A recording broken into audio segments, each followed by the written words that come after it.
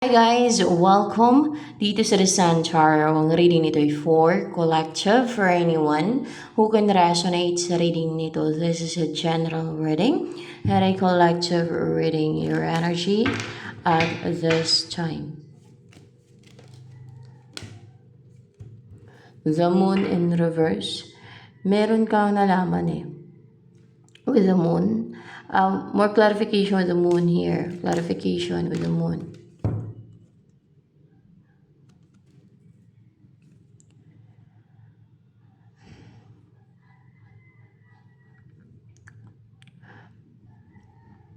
Meron kang nalaman na deceit na na, na, na naputol mo na nabigyan mo ng hustisya or nabigyan na ng hustisya or nagkaroon ng balance, justice, no? Kasi nalaman mo yung ginagawa sa'yo. So, nakapaglagay ka ng defense. Ayan, nakapaglagay ka ng dipinsa. Kung ano man tong scheme na ginawa nila sa'yo or deceit, kung ano man yung nalaman mo na nakapaglagay ka ng dipinsa or nagbakod ka, naglagay ng dipinsa sa sarili mo. That's why hindi na sila makagawa ng scheme sa'yo. Ano pa ba yung the moon in reverse dyan?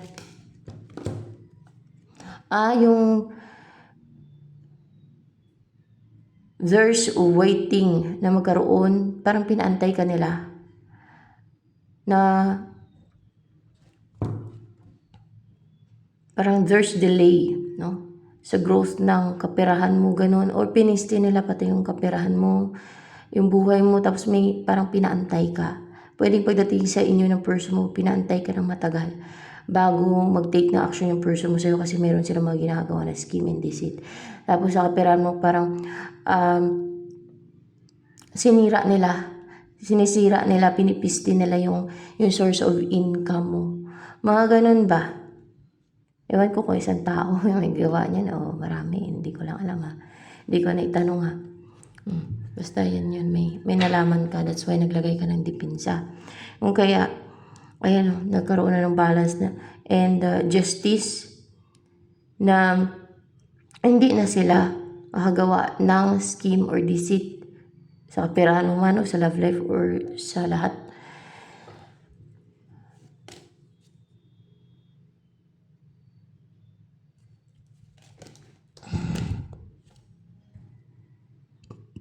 The Star in reverse. Sino tong hopeless? Wala kang tinanong dyan. Ikaw ba to? Tong The Star in reverse? Hindi. Sila tong hopeless, guys. Yung mga gumawa ng scheme sa'yo na nabooking mo na nalaman mo na kung kaya nakapaglagay ka ng dipinsa o dinipinsahan mo yung sarili mo o may nagdipinsa sa'yo. Basta ganun. O nakapaglagay ka talaga ng dipinsa, may dipinsa ka. Nagdipinsa ka kahit siguro prayer. Ganun. Or kung ano man yung dipinsa mo na nagkaroon ng balance o na hindi ka na nila magawa ng scheme, hindi na nagtatagumpay yung kanilang mga scheme. Hopeless na sila para maatake ka na hindi, parang ano ba, hindi na sila positive. Hindi na sila parang nawala na ng pag-asa na ma-harm ka pa. Nawala na sila ng pag-asa na ma-harm ka pa. Na ma-visit ka nila. O na mapisti. You know, the Seven of Wheels. Parang pinisti. Parang walang growth sa kaperahan mo, sa buhay mo, sa love life mo. Parang, alam mo yung minalas. Parang gano'n na walang growth, no? Parang nag-antay ka kung kailan magkaroon ng growth, kung kailan kaswertein, kung kailan magkaroon ng union sa inyo ng person mo, mga ganun ba? Or kung kailan darating yung the right person sa'yo, kung kailan maging abundant yung buhay mo. Scheme kasi ng iba yun deceit or witchcraft, mga ganyan, mga curse nila. Ayan. Ano ang nangyari? Dahil merong justice dito. Nabigyan ng hustisya. Pwedeng nabigay ng hustisya sa'yo ay hindi ka na nila napipisti, hindi ka na nila napapatingga ng ganito, hindi na nila na nakukontrol yung buhay mo, finances mo, love life mo, ganun. Hindi na nila na-harm, wala na silang control, no? Hopeless na nga sila na mapisti ka pa o mapakailaman yung buhay mo eh. O, kung anong meron sa'yo eh. Ano to, yung justice na yan pati, bumalik sa kanila to, na sila na yung pinipisti ngayon. Tingnan natin na, bumalik. Hindi naman. Basta nagkaroon na ng balance na hindi ka na nila ma-harm. Ganon. Hindi ka na nila mapiste, hindi ka na nila mapakailaman kung anong meron ka. Ganon. Hindi na nila masabotahe yung buhay mo, yung finances mo, yung love life mo, ganon. Hopeless na wala na silang pag-asa eh, kasi siguro nakapaglagay ka na ng dahil nga nakapaglagay ka ng depensa talaga eh. Protection o depensa, basta ganon.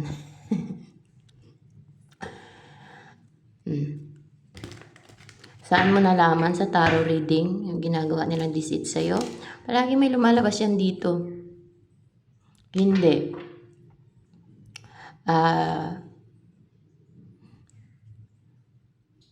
Naramdaman mo lang? Mukhang naramdaman mo. O baka nagpagamot ka pati. Pagamot ka? Hindi. Saan gagamit? Hindi. Naramdaman mo na may gumagawa sa'yo.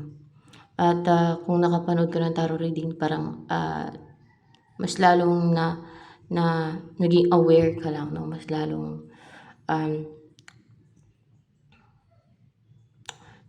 lumakas yung kutob mo na yun ang ginagawa sa'yo. Mas lalo kang na-convince. Ganun kasi ang tao eh.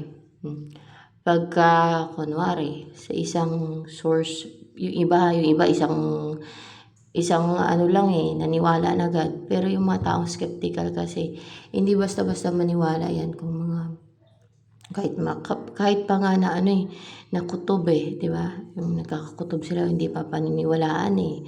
Hanggang sa nabiktima na lang tuloy dahil ayaw paniwalaan yung kutob. Kunwari ay scammer yung tao na yan, tapos nakutuban nila ng masamang intensyon na scammer. Pero gusto nila kasi yung harmonious yung environment pa. Or yung makipag-friends, yung magtiwala na lang, yung huwag pagdudahan yung tao. Yun pala kay scammer. So, na-scam tuloy. May mga ganyan eh.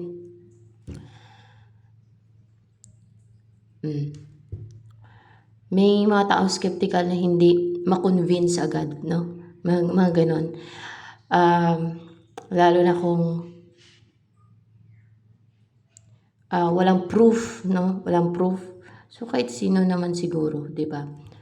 Ako, ganyan din ako. Kapag walang proof, hindi ako basta-basta maniniwala na yung as in yung nakikita ko o basta ganun. May pagkaganon din ako. That's why nasabi ko yan, may ganyang tao na skeptical. Mahirap paniwalain. Kailangan madaming proof. O kaya ganun.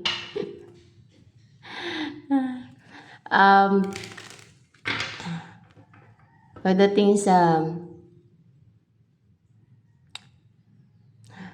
mga, yung alam niyo yung parang mga, yung tingin nating imposible.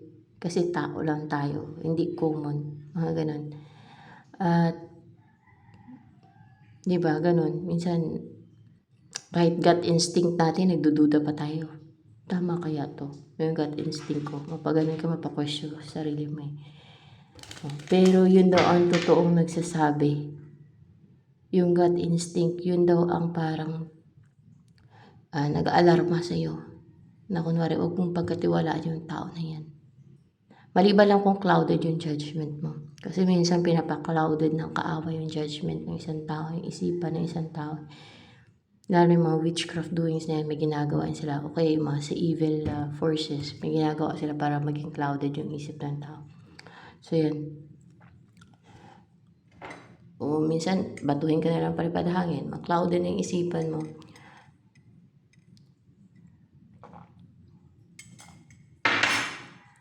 Lalo na pagka hindi pinsa mo, hindi pang mga ganon. Mapiktuhan ka. Pa-clouded na lang isip mo. So ano pa? Yun na yun siguro yung ginawa nila din sa'yo. Kung kaya hindi ka nakakaisip ng way, no? Lalo kung pagdating sa kaperahan na parang nagantay ka na lang, hindi ka nakapag-isip ng way, paraan, no? Kung paano magkaroon ng growth sa kaperahan mo. Dahil sa may ginagawa sila sa'yo. Mga ganun yun.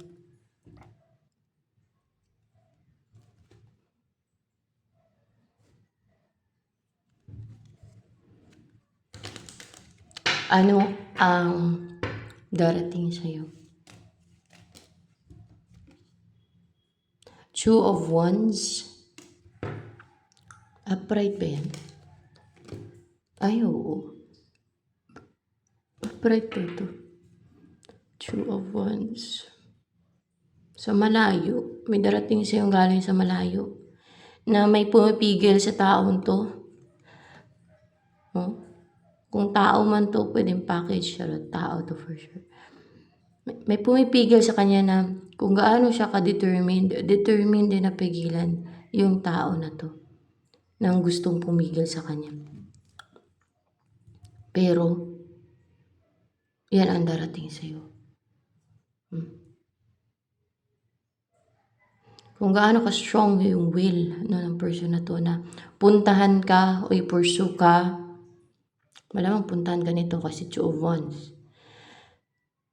Ganon din ka-strong yung pumipigil sa kanya. Ganon din yung strong ng will, no? Na determined din na pigilan to.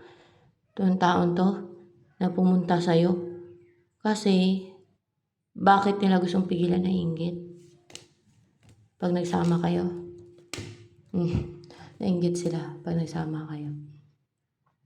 Sayang daw. Sino sayang? Sino bang nagustuhan ng pumipigil na yan? Ikaw. Ikaw. Nag-grief daw kasi siya pag nagkatuluyan kayo ng person na yan. Iiyak siya. Magmumurn. Pag kayong dalawa ang nagkatuluyan. Ikaw ang gusto niya kasi gusto ka din niyang makasama. Gusto niya din mag-umpisa kayo ng something stable. Yung may commitment. Yung magsama na sa isang bahay. Short. Ganyan. Kasi Ace of Wheels, yung mag-purchase kayo ng house and lot. O kung meron na siyang house and lot, edi doon na kayo titira, no? Ganon. That's why.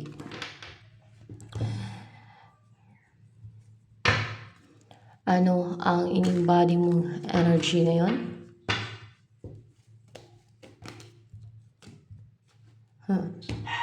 The Sage and knowledge. You are knowledgeable. At pag-grow pa yung knowledge mo. Yung mga nalalaman nyo mo. Yung mga kaalaman mo. And you are brave also with the color red. Fierce to learn. Eager to learn. No? Pwedeng eagerness yung simbolo ng ready to and braveness din. No? Yeah. You're eager. Alam mo yung determined ka din and eager, no, na magbasa o magkalap ng information, ng mga kaalaman, iba-ibang kaalaman yan, hindi lang sa isang topic. hindi dun sa buhay ng kaaway nyo, ha? Wala kayong makukuhang knowledge. Pag meron kayong mga knowledge o may, parang hindi knowledge o ano dyan eh. Kung meron kayong mga malalaman man tungkol sa kaaway ninyo, ano ma-benefit nyo doon para kung paano sila i-destroy? Wala din. No? Iba yung knowledge na sinasabi dito. Yung knowledge na nagbibigay ng growth sa isang tao. Kaalaman, no? Kaalaman sa maraming bagay, sa maraming situation. Kaalaman to na alam niyo guys, yung alamin yung buhay ng iba, it's a foolishness, it's not wise. Kasi wala ka naman mahita eh, wala ka naman pala. Para bang naging fans ka nila, ganon. Pagka ganon ang ginawa nyo na kumakalap kayo ng kaalaman, no? Hindi naman kaalaman yun eh. Yung yung inaaral nyo, inaalam nyo, yung buhay ng iba, ng mga taong nasa paligid nyo. Kunwari ay chismis, no? Wala ka naman makita dyan. Foolishness yan. Ito, iba to. You can gain knowledge through, and you can acquire knowledge through reading. Sa videos na may sense, no? Na may makuha ka talaga yung knowledge. So, may information through observation din as well. And ang mas malaliman ay kung meron kang kakonect ng mga entities or spirits or celestial beings, you can gain knowledge through them. And yun ang mas profound naman kasi yun. Yung pag may kakonect ka ng mga ganon, you can gain knowledge through them, no? May mga malalaman ka, no? And also pwede ding wisdom. Depende sa kung sinong kakonect mo ng mga hindi makikita ng tao. So, yan. The sage. Makikita mo yan sila in a trance state. So, vision, yung tinatawag ng vision na parang yung tulog ka. Or parang half tulog ka. Yun, dun nagkaka-vision ng tao. Yun ang vision. Iba yung parang vision na may vinivision ka, may goal ka, no? May vision ka, may goal ka. Iba na klase ng vision yun. Yung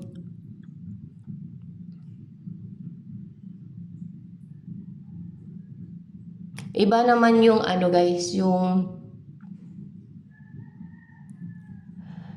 kinakausap ka ng mga celestial beings or ng mga kung sino man yung nag-guide sa'yo. Through your mind, sa isip mo yan, sinasabi nila. Pag may clear audience ability ka sa ano mo din, sa tenga mo din, maririnig mo. Pero hindi siya yung boses ng tao yung marinig mo Pwedeng sa isip mo. Ganyan sa mga manghula na mga hindi nagagamit ng cards, no? Ito kasi nagpapaguide ako dito. Sa isip nila, nagsasabi yung kadalasan yan, yung mga guides nila. Katulad dun sa manggagamot na pinuntahan ko. Actually, ilang manggagamot na alam nila Dahil, may guide nga sila, sinasabihan sila sa isip nila. O minsan, may angel na magsabi sa kanila sa isip nila na, ganyan yan. No? May mission yan. O kaya, may nakatakda dyan. Kaya alam niya ngayon na may mission yung tao na yan, na may nakatakda. Ganun yun. O kaya ay kung ano man yung mahulaan niya na, bumaba ka dyan. Dun sa Margarito dati, merong babae na bumaba doon. Dito ka bumaba, may tutulong sa'yo. Sabi nung driver sa kanya, manghula daw yung driver na yun, sabi niya.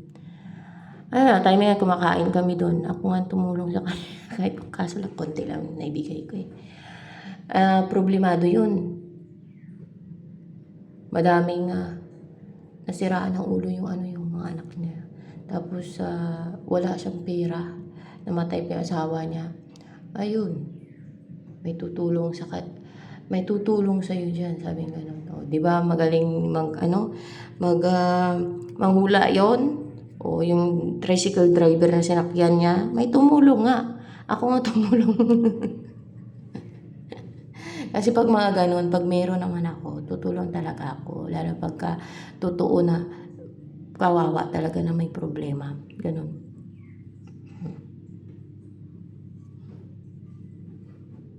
At yung nakakatuwa sa mga ganun tao, marunong mag-appreciate sa tulong kahit kunti lang. Kahit kunting tulong. Hindi yung, alam niyo yun. Ayun.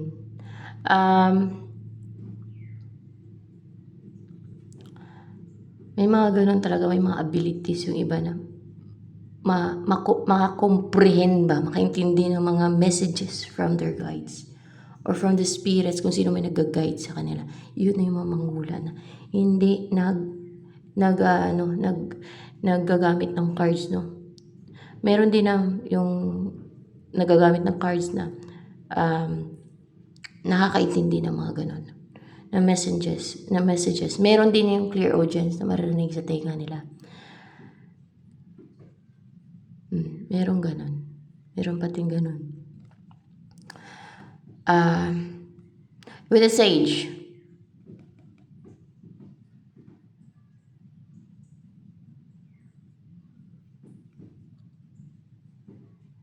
Tapos nung nakatingin yung babae na yun, sabi niya, tinititigan niya yung mata ko. Sabi niya, pag tumititig ako sa mata mo, tumatay yung balahibo ko. Sabi niya ganyan. Taka nga ako, bakit ba tumatay yung balahibo? May titig daw sa mata ko. Tumatayo yung balahibo ko, parang may, ano talaga sa'yo, parang may kakaiba daw. May, parang, at marunong mag-appreciate kahit konti lang, yun ang nakakatuwa. Kaya pati yung ano ko, yung binili ko na pansit malabon, binigay ko na lang din sa kanya pati. Kasi marunong siya mag-appreciate. Sabi ko, bigay mo to sa anak mo ate. Tuwa siya kahit pansit malabon lang. Paborito ko yung pansit malabon eh. Kaya bumili ako. Mura lang naman. Kaya tuwa siya. Kaya binigyan ko pati ng pansit malabon. Yung isang supot lang ng pansit malabon, magkano lang naman yung bili ko? 25. Tuwa siya.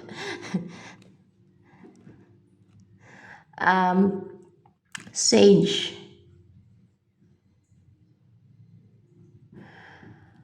You are wise kasi sage eh. Para bang madami ka na-accumulate, na-acquire na wisdom. Yes, wisdom, kaalaman, maganon. You have a good judgment also. You have a good judgment. Ayan. Maliban na kung may magpa-clouded ng isip ng isang tao nga. Kasi minsan pinapa-clouded ng mga enemy ang isip ng tao. Pwedeng tao na kaaway, pwedeng mga, alam niyo yan, mga elemento, o kung ano man dyan, na mga nasa evil forces, no? O witches, yung magpa-clouded ng isip mo kung wala kang sapat na depensa sa mga ginagawa nila ng mga scheme and deceit, no? Mga ganyan. Gusto ko tuloy kumain ng pansit malabon. Halang niya. Ano pa?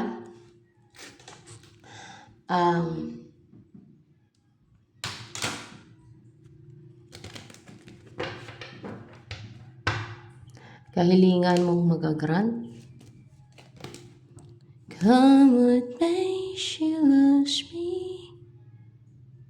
Upright ba tong 6 of Wands?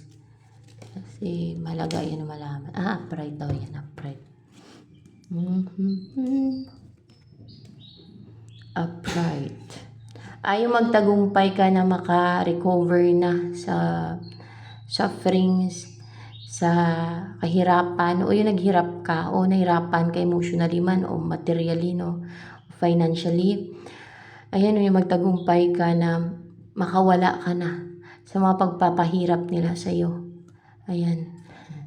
Yung maging victorious ka, yung maging matagumpay ka.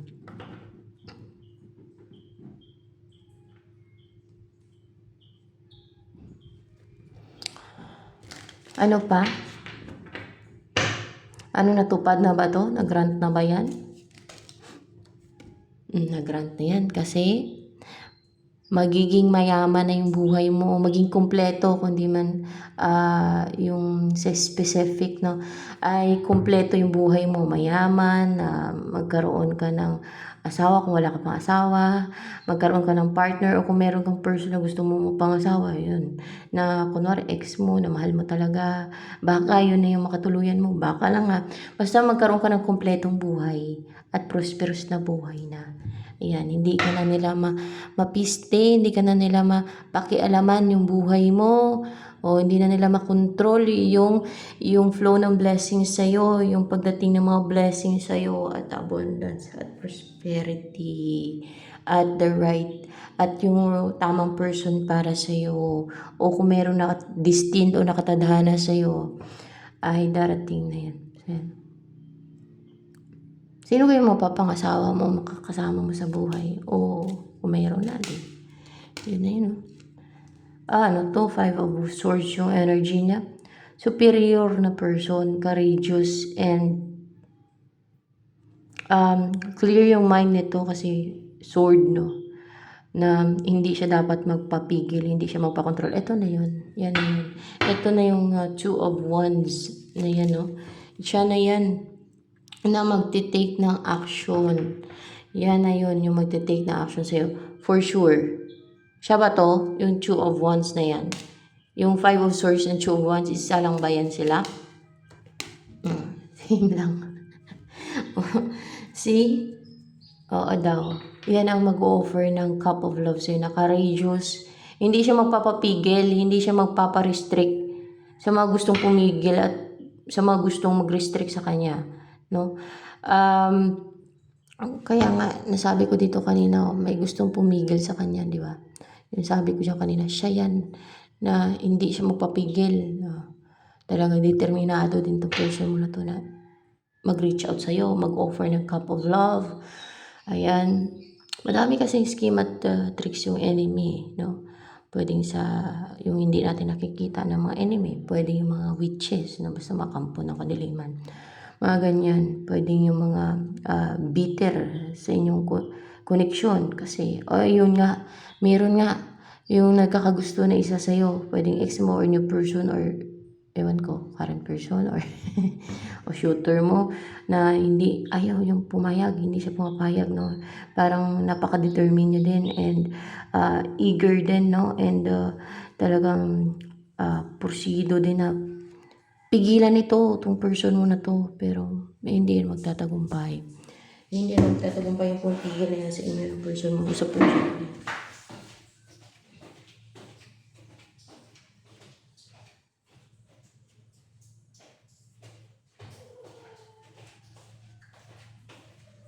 Hindi yung magtatagumpay yung mga scheme na yan. Kasi, ginagawa ko ng scheme. Yung person mo din. Umuwi kayo ng masagana. Lalo na kung maganda na yung buhay ng person mo na yan. Baka yan na yung way mo para umasinso na yung buhay mo. At makalipat ka na sa lugar nila, lalo kung may distance. Makalipat ka na doon, mamuhay kayo ng payapa, tahimik, masaya. Sa akin nga, kung may kukuha lang sa akin dito, aalis ako dito sa Pilipinas. Wala pa eh. Ayaw ko dito sa Pilipinas.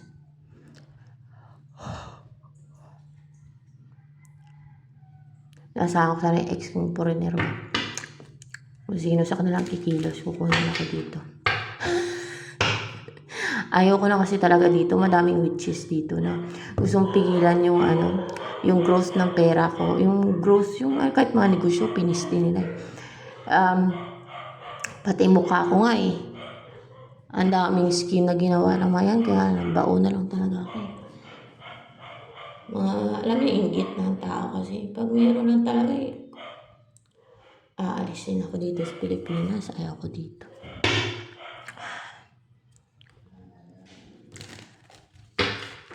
Madaming salbahe dito na inggitira sa buhay ng iba. Sa buhay ko, dito sa Pilipinas. Alam niyo na, mga Pinoy na kapwa, Pinoy nila sa ibang bansa, sinisiraan nila, tinatraidor nila eh. Ganyan yung Pinoy, karamihan eh. Kung meron lang, isa sa ex ko, ayaw ko ng new person. Isa sa ex kong foreigner, sama ko.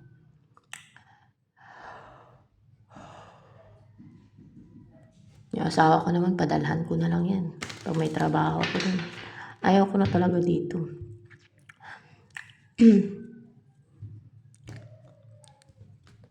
Walang mangyari sa buhay ko dito. Sa akin, maiksi lang buhay. Ba't ko pagdusahin sarili ko dito? Message sa akin kahit may asawa ko. Pag gusto ko, hindi naman pigilan ng nanay ko sa asawa ko. Walang mangyari sa buhay ko dito pag dito ako. Dahil madami yung nambabantay. Yung ayaw na umangat ako, ayaw na magkaroon ng growth sa finances ko, sa buhay ko. Ayaw nilang makaalis ako dito. Ayaw nilang gumanda yung buhay ko. Basta ganon sila bitter sa akin. Kaya gusto ko din umalis dito. Kasi walang mangyayari sa buhay ko dito. Hindi ako asenso dito.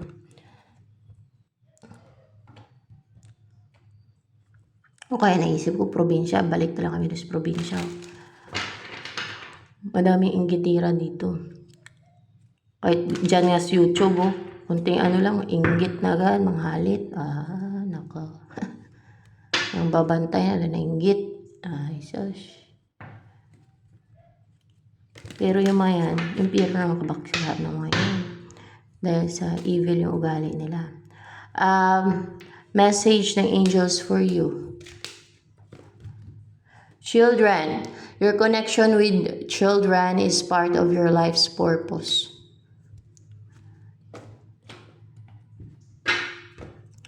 Ano pa?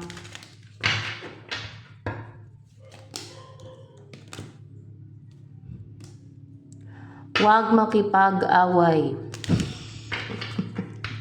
Parang yung advice ng Jesus Christ sa akin. Pag tinanong ko si Jesus Christ, no? Sabi ko, ano po ba yung ano mo sa akin? Nandito na nag-guide noon. Ano po ba yung gusto mo sabihin sa akin ng Jesus Christ? Huwag makipag-away. Kasi nga, ano talaga ako alam niyo, prangka. Dahil pagka nagalit, no? Ano talaga ako, prangka. Outspoken ba? Ayan. Ay, ganyan talaga yung iba-iba yung tao. Wala naman akong ano. So, ano pa? Pag inunahan lang naman, doon lang naman. Ay, ayaw ko na kinocross yung boundary ko. Ayaw ko na inabuso.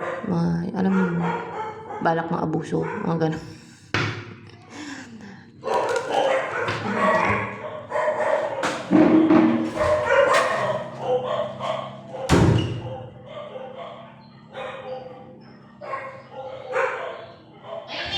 Okay.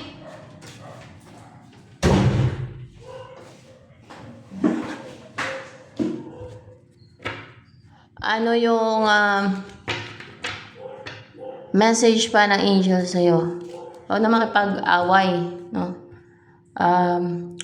Knight of Wands in reverse. Huwag mga atake. Huwag maging aggressive. Huwag sumugod.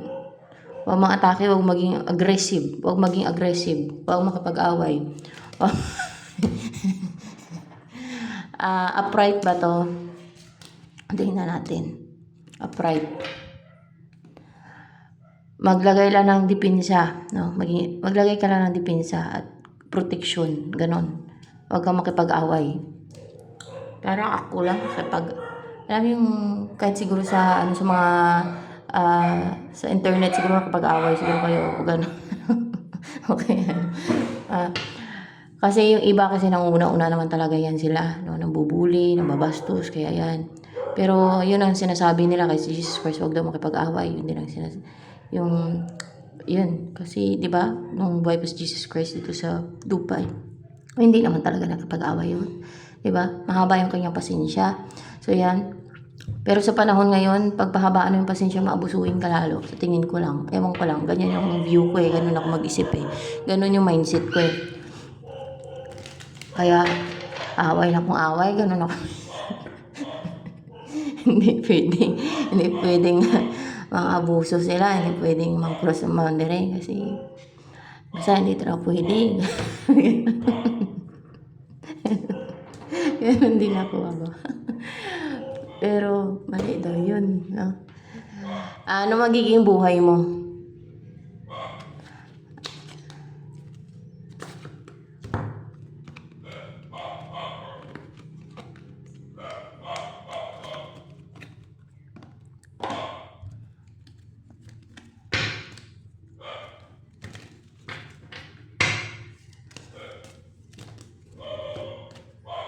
Sun.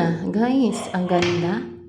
Kasi, actually sa ibang tarot reader, hindi sila kumukuha ng in reverse Puro upright. Karamihan. Kung na-notice nyo. Dati, hindi na kasi ako nakapanood ng tarot readings ng iba. Kasi, kung meron man ako itatanong dito na lang.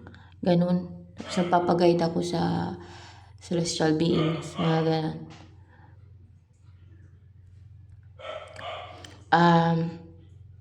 The sun. Magiging masaya at positive na yung buhay mo. Magiging maganda yung buhay mo. Napaka-bright na future mo. At ayun o, may magmamahal sa'yo ng tunay. May magkikare sa'yo, may magpapahalaga sa'yo, may mag-iingat sa'yo, iingatan ka. Yung talaga maging happy ka sa buhay mo at mamuhay kayo ng maaaring maging successful yung marriage niyo. Maging ganito nga o. Ayan, yan. At masaya kayo together ng person mo na yan. Ayan. Ano bang gusto sabihin sa'yo ni etong person na to na darating sa'yo na to? Yung Two of Wands na to. Ano yung gusto niya sabihin sa'yo? Yung Two of Wands. Gusto kanyang pakasalan. See?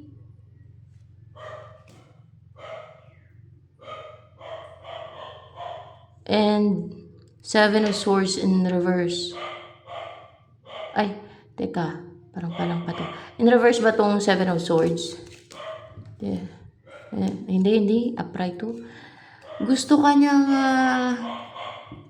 pakasalan. Kunin ng patago. No? Kahit may maghanap pa sa'yo. Basta gusto ko niyang kunin ng patago. Itago ka niya. Ganon. O itago ka niya sa mga enemies. Ganon. Itago ka niya sa mga enemies. Tapos, ano pa ang gustong sabihin sa'yo ng person naman na yan? The Two of Wands.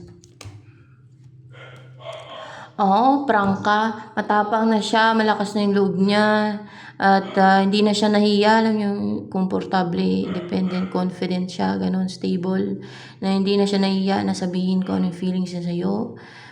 Napaka-open ng heart chakra nito.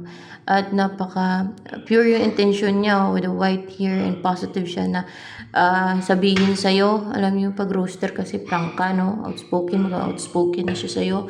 Kung ano yung feelings niya, ganun. Na hindi niya mapigilan na yung damdamin niya sa'yo at gusto niyang maging a good provider mo, mapangasawa ka niya. Na-message ka niya, i-message ka niya, puntahan ka niya, pwedeng puntahan ka niya para mapangasawa ka niya. Yun ang decision niya, mag-take na action na sabihin sa'yo ang damdamin niya, ang kung ano yung naramdaman niya, kung ano gusto niya sabihin sa'yo na gusto ka niyang mapangasawa sa yan. Babalik siya sa'yo, babalik. Ay, past person mo ata to, babalik daw. O pwede din kung nabangga kasi to. Upright ba to? Nabangga, nag-charge ako eh. In reverse talaga siya, in reverse. King of Cups. Babalik na siya sa'yo. Baka pinuntahan ka na niyan. Kung nasa ibang lugar yan, kung nag-abroad o kung ano, ay babalik siya sa lugar niyo. Pwedeng ganon, ha? Or babalikan ka niya kung ex mo, kung past person mo. Mahal ka niya, mahal na mahal ka niya. Na deeply in love siya sa'yo. Gagawin niya lahat, no? Nasuyuin ka dahil mahal na mahal ka niya. Yan. So, ito na naman guys for collective reading na touch and sa emotional.